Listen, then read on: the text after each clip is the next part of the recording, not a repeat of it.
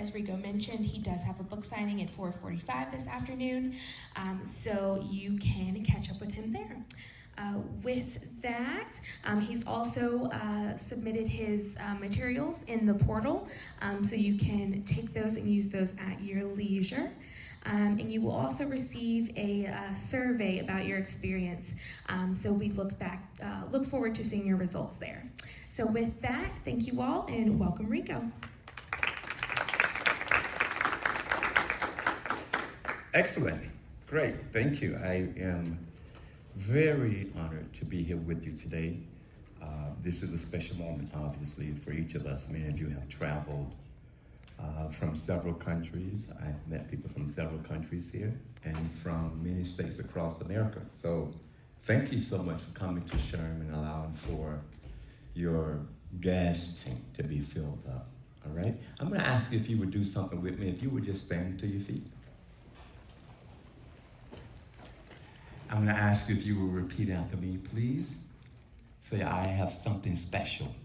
I have something special. I have greatness on my life. I have greatness on my life. Nothing is impossible. Nothing is impossible. I can accomplish I can accomplish as a leader as a leader any leadership requirement, any leadership requirement. and I can accomplish as a person my dreams, my goals, and my aspirations. Do you believe that? Give yourself a round of applause. Thank you. You may be seated. The first thing that I would like to say to you today is that leadership is not what you do. Leadership is who you are.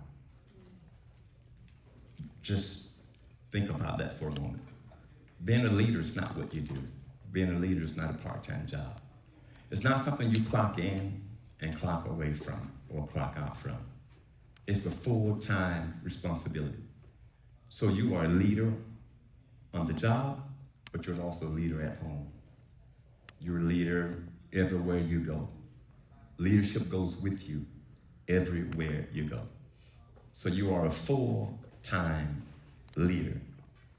And for years, I have believed that leadership is not just about managing people, but about developing people, growing people, helping people to discover their greatness, their uniqueness, and then being able to soar to wherever their destiny will lead them.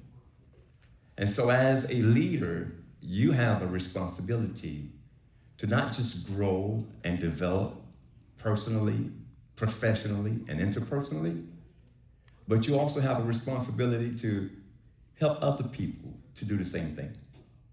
And so while you focus on bringing out the best in you during this conference, you have to go back and help other people to bring out the best in them. So today I want to talk to you not so much about your role and your job functions and the duties and the things that you do back home. I want to talk to you about you. I want to talk to you about the weight that you carry, the burdens that you bear. I'd like to speak to you about the pressure that is on your life and how to manage and balance that pressure. Oftentimes, being an HR leader who has to balance the corporation and the teams and the employees, you're oftentimes overlooked, overworked, and underpaid, underrespected, underevaluated. And sometimes you find yourself feeling like, man, does anybody see me? Does anyone hear me? Does anyone know what it's like to be me, to carry out this role from day to day? Does anyone understand that this is a job that requires me to go the extra mile, to sacrifice all, just so that other people can be happy and get along? Sometimes at the expense of your own comfort, convenience, and happiness. You're standing in a position making sure that everyone else have their needs met when oftentimes your need goes unfulfilled. And then at times you have to take the stress of work at home trying not to like dump all of the work stress onto your family members, like your husbands and your wives and your children and your friends. But sometimes it does happen, doesn't it? Sometimes when you walk out of that door going to the parking lot, even though your physical body is walking, your mind is running, trying to get to your car so you can get out of there, because it was a toxic day.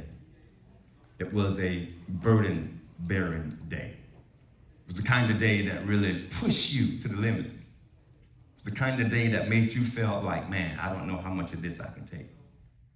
It's the kind of day that sometimes that you have where you feel like it's not fair for me to give so much and oftentimes get so little in return. Because being in HR is not about paycheck. You have to have a deeper sense of passion and calling to work in HR. It's not about a paycheck. You can find other places that will require less work of you and pay you more. But yet you are where you are because you realize that this is a calling on your life. And that if you were not there, a whole bunch of things will fall apart. And I want to digress for a moment to say, thank you. Thank you for your service. Thank you for not quitting. Thank you for not giving up. Thank you for going the distance. Thank you for putting up with a whole bunch of nonsense sometimes, day after day after day after day. Thank you for juggling and balancing the weight that you have to balance when you are dealing with your superiors. And then oftentimes you're being falsely accused by the people you serve. Sometimes you're being misunderstood. Sometimes your good is being evil spoken of. And you have to deal with that sometimes from day to day. And so I want you to know something. And what that is that I see you. I hear you. I understand. I know what it's like to be a bridge builder, a gap stander, somebody that's trying to juggle all the weight with everything that they have. And sometimes you're doing it with just fumes left in your gas tank. Sometimes the weight is so heavy that it feels like it's going to weigh you down.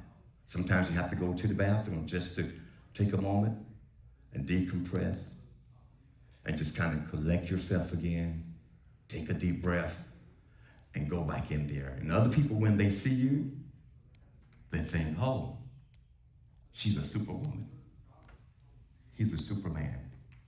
And they don't realize that you hurt, you cry, you get tired. They don't realize that sometimes you got your own stuff at home to deal with, and you really don't want to deal with everybody else's stuff. But yet, day after day, you show up. Day after day, you live to make a difference. And you hold fast to your commitment. And sometimes your husbands have to hear about what happened that day. Your wives have to hear about what happened during the day. Sometimes your kids don't get that private one-on-one time with you because oftentimes you have to deal with things at home. Deal with things at home that related to work, that deprives them of their time with you. And I just wanted to come in here before I go any further, put my hands together and say thank you. Thank you for being a change maker. Thank you for being a burden bearer. Thank you for showing up and doing all that you do. Can you put your hands together for yourself?